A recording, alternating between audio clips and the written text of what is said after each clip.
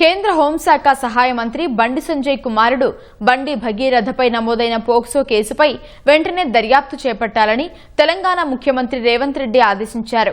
ఈ నెల 8నే ఫిర్యాదు వస్తే ఇప్పటి వరకు ఎందుకు చర్యలు తీసుకోలేదని తెలంగాణ డీజీపీ సివి ఆనంద్ను రేవంత్ రెడ్డి ప్రశ్నించారు. ప్రధానమంత్రి హైదరాబాద్ పర్యటన ఏర్పాట్లలో సిబ్బంది తీరిక లేకుండా ఉన్నందునే విచారణ చేపట్టలేదని డీజీపీ వివరణ ఇచ్చారు. సమగ్ర విచారణకు ప్రత్యేక బృందాలు ఏర్పాటు చేయాలని రేవంత్ రెడ్డి ఆదేశించారు. ఆయన ఆదేశాలతో కేసు దర్యాప్తు పర్యవేక్షణ బాధ్యతలను కూకట్పల్లి డీసీపీ రితిరాజ్కు అప్పగించారు. పేట్ బషీరాబాద్ పీఎస్కు వెళ్లిన డీసీపీ రితిరాజ్ కేసుపై ఆరా తీశారు. నిబంధనల ప్రకారం బాధితురాలి వాంగ్మూలం నమోదు చేసే అవకాశం ఉంది. బండి సంజయ్ కుమారుడిని వెంటనే అరెస్టు చేయాలని బీఆర్ఎస్ డిమాండ్ చేసింది.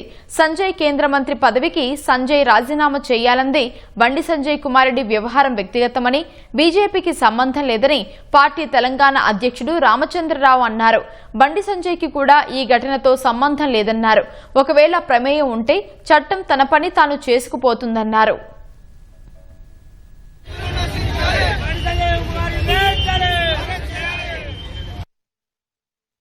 ఇప్పుడు ఇప్పటివరకు ఏమేం జరిగింది, ఇంకా ఏం చేయాలి, ప్రాపర్ గా ఇన్వెస్టిగేషన్ చేయడానికి అన్ని మేము డిస్కస్ చేశాము.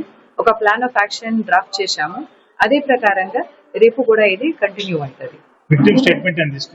విక్టిమ్ స్టేట్మెంట్ ఆల్రెడీ ఒకసారి రికార్డ్ అయింది, అది కూడా నేను చదివాను. ఇంకా ఫర్దర్ గా మేము ఇంకా దీనిలో కొన్ని ఇన్ఫర్మేషన్ ఇంకా మనకు కావాలి. అందుకే మేము మళ్ళీ ఒకసారి ఆమెతోటి మాట్లాడతాం. ఇప్పుడు అదే ఖచ్చితంగా ఇది మనకు అతను దొరికితే, అతనికి ఒఫెన్స్ ప్రూవ్ అయితే మేము ఖచ్చితంగా అరెస్ట్ చేస్తాం. ఇప్పటి వరకు అక్యూజ్ గురించి మనకు ఇన్ఫర్మేషన్ లేదు. నాకే దీని నుంచి కేసుకి సంబంధం లేదు. ఒక పాక్సో కేసు మన దగ్గర రిజిస్టర్ అయింది. పాక్సో కేసు రిజిస్టర్ అయిన తర్వాత ఇప్పటి వరకు చట్టం ప్రకారంగా ఏమేం కేసులు చేయాలి, లాస్ట్ 1-2 days లో కూడా మన వాళ్ళు చాలా ప్రయత్నం చేసి అన్ని డాక్యుమెంటేషన్ కలెక్ట్ చేశారు. అక్యూజ్ గురించి కూడా మేము ఇప్పుడు ఇన్ఫర్మేషన్ సిడిఆర్ నుంచి మేము ప్రయత్నం చేస్తున్నాము.